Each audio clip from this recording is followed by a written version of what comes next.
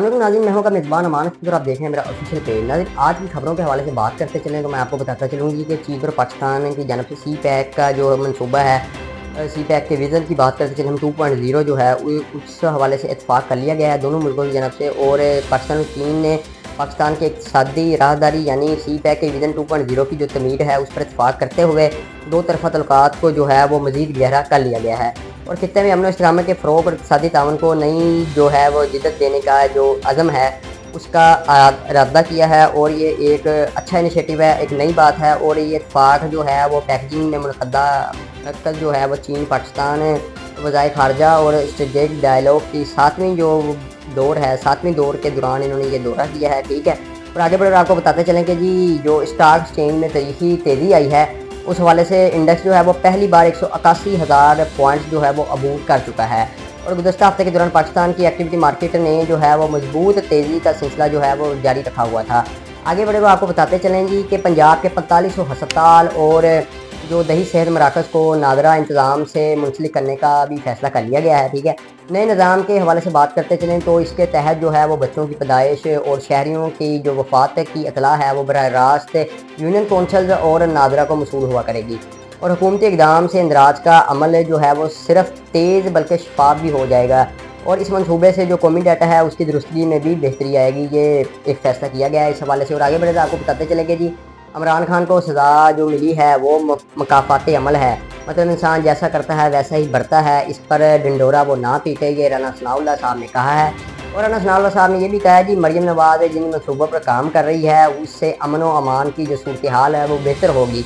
और बच्चों के लिए जो शुमार तलीमी तवाइफ हैं, आसान कर्ज़े हैं जो ऑनलाइन अप्लाई हो सकते हैं।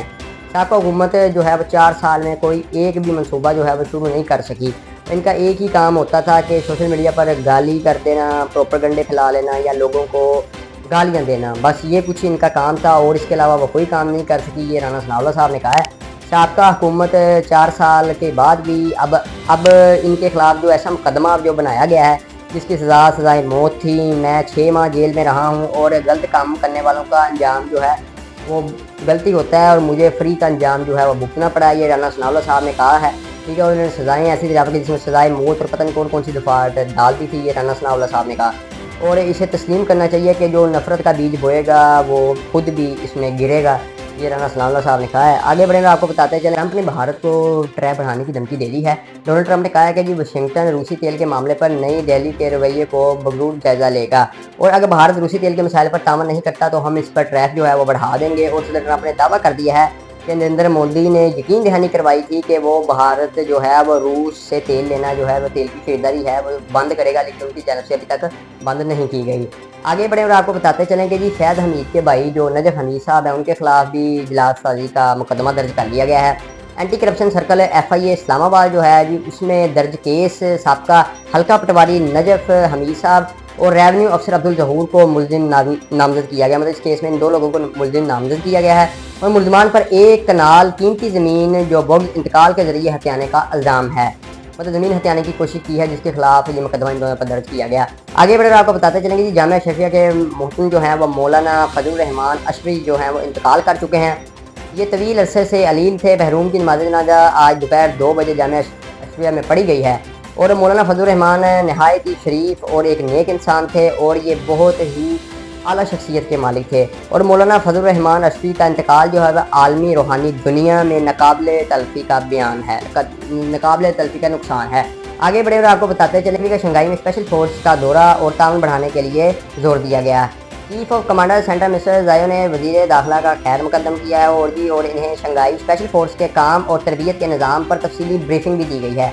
दौरे के दौरान वज़ीर दाखिला ने फोर्स के ज़रिए इस्तेमाल ATS बम स्क्वाड यूनिट्स के अलावा जदीद असला और वाटर कैनन का भी मुआयना किया।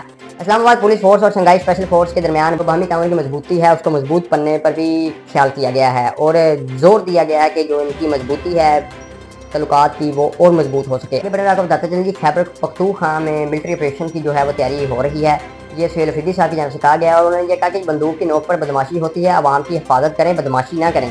हम किसी से भीख नहीं मांगते, हम किसी के सामने झोली नहीं पिलाते, हम सिर्फ इंसाफ चाहते हैं।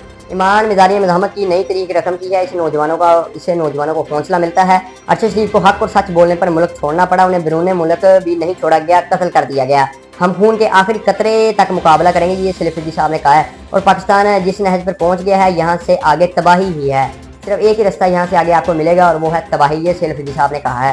اور عمران خان ہماری جنگ لڑ رہا ہے، کس چیز کی ضرورت نہیں ہے، ہم نے صرف عمران خان کا ساتھ دینا ہے۔ یہ تھی ہماری آج کی اپڈیٹ، اس کے ساتھ اپنے میزبان کو دیجیے اجازت، اللہ حافظ۔